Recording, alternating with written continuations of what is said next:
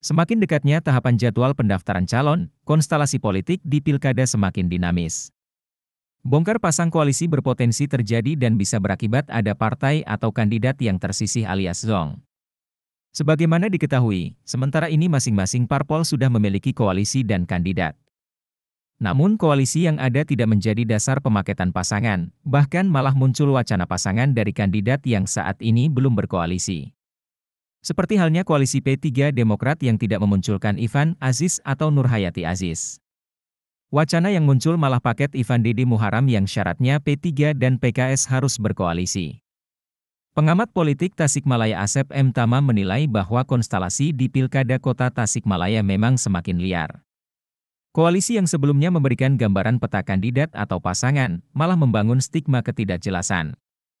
Hal ini sejalan dengan analisanya di awal yakni koalisi yang terbangun sebatas formalitas. Meskipun secara politik bisa jadi bagian dari strategi memenangkan kontestasi. Menguatnya wacana paket Ivan Dede pun menurutnya masih terhalang karena di P3 pun masih ada Hajah Nurhayati.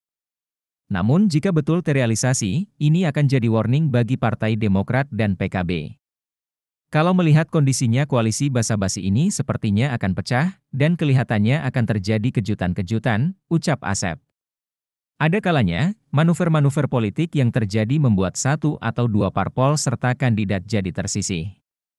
Terlebih jika hal itu terjadi di masa injury time dan membuat parpol atau kandidat terkait tidak punya pilihan. Bisa jadi di injury time ada partai yang ditinggalkan koalisinya sehingga tidak bisa mengusung kandidat, jadi parpol dan kandidat harus mewaspadai hal ini. Pasalnya, semua partai kecuali Gerindra kondisinya tidak bisa mengusung pasangan secara mandiri. Sehingga ketika tersisihkan, pilihan rasionalnya bergabung dengan koalisi yang sudah ada. Misal ketika tersisa PKB dan Demokrat, jumlah kursinya masih belum memenuhi untuk berkoalisi dan mengusung pasangan kecuali ada tambahan partai lagi, terang Asep. Contoh simulasinya, Gerindra tetap dengan koalisi besarnya bersama PDI Perjuangan, PBB dan Partai Nasdem.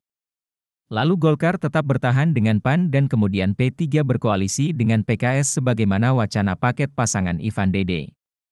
Jika itu terjadi, maka tersisa PKB dengan 5 kursi dan Partai Demokrat 3 kursi belum cukup untuk mengusung pasangan.